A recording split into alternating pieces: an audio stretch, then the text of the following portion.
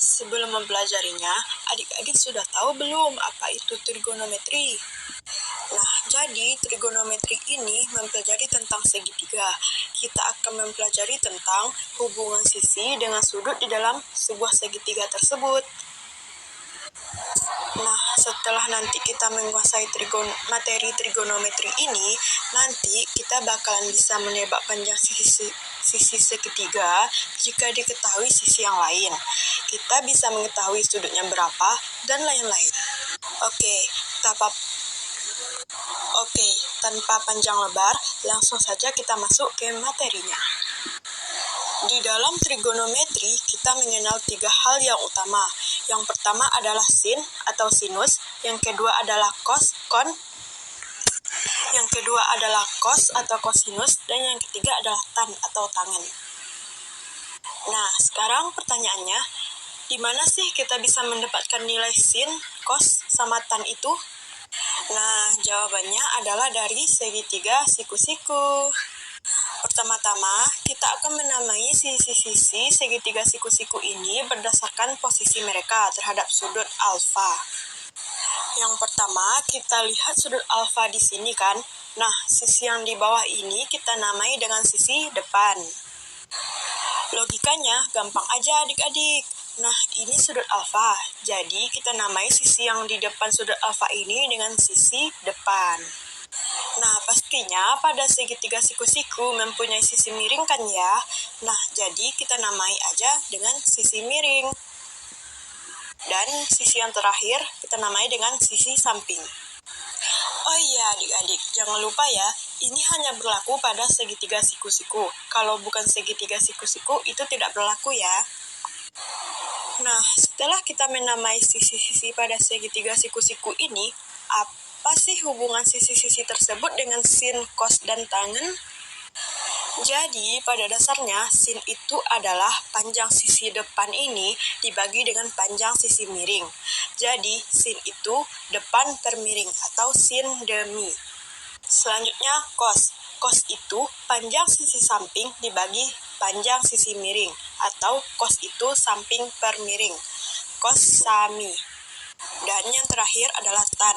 Tan itu adalah panjang sisi depan dibagi panjang sisi samping, atau tan itu depan per samping. Tan desa.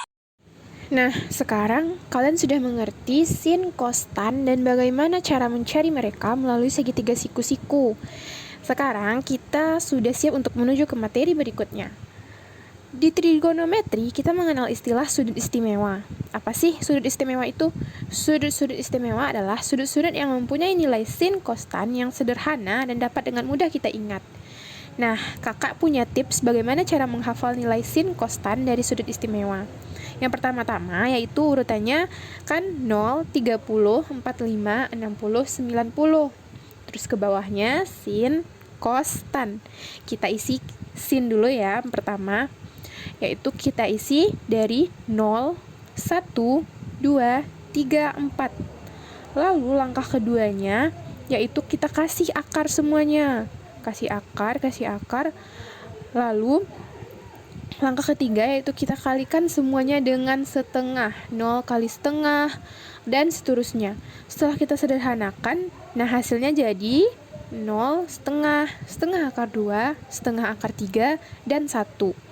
Nah, untuk cos bagaimana kak? Gampang banget. Dari nilai sin yang udah kita cari tadi, tinggal kita balik aja guys. Nah, 1 setengah akar 3, setengah akar 2, setengah, dan 0. Nah, buat tangen gimana kak? Nah, gampang banget. Tangen itu sebenarnya adalah sin dibagi cos. Jadi langsung aja kita bagi. Setengah dibagi setengah akar 3, setengah akar 2 dibagi setengah akar 2, setengah akar 3 dibagi setengah, 1 dibagi 0. 1 dibagi 0, tak terhingga 0.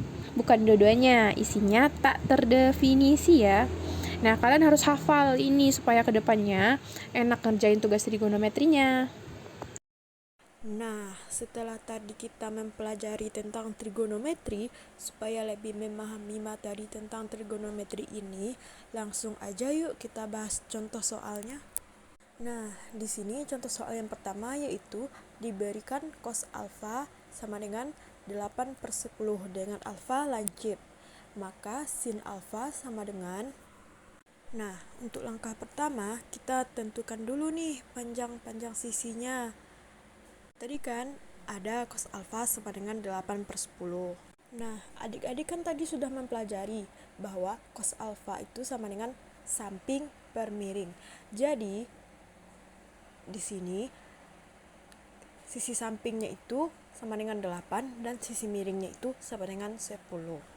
Nah, ada nih satu sisi yang belum diketahui panjangnya. Jadi, kita namai dengan sisi Y.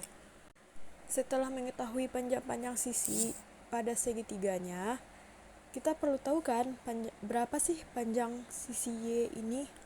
Supaya nanti kita bisa mencari sin alfa yang ditanyakan tadi. Maka untuk mengetahui panjang sisi Y ini, kita gunakan rumus Pythagoras, di mana Y sama dengan akar 10 kuadrat dikurang 8 kuadrat. Nah, jadi didapatkan sisi Y itu sama dengan 6. Maka sin alfa itu sama dengan sisi depan dibagi dengan sisi miring. Depan dari alfa itu kan sisi Y tadi. Setelah kita cari tadi, didapatkan sisi Y sama dengan 6. Maka sin alfa sama dengan 6 per sisi miringnya 10. Maka sin alfa sama dengan 6/10. Jadi hasil dari sin alfanya sama dengan 6/10. Nah, untuk contoh soal selanjutnya yaitu tentukan hasil dari A 1/5 V radian sama dengan berapa derajat, dan yang B 135 derajat sama dengan berapa radian. Kita bahas satu-satu dulu yuk.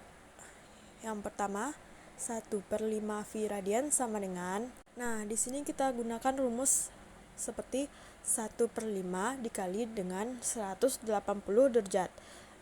Untuk lebih memudahkannya, maka 180 derajat ini kita bagi dengan 5. Maka didapatkan hasil 36 derajat.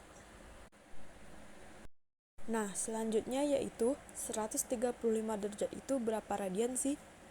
Maka kita gunakan rumus 135 derajat dikali V dibagi 180 derajat radian. Maka didapatkan hasil 3/4 V radian. Nah, itulah contoh soal dari trigonometri adik-adik.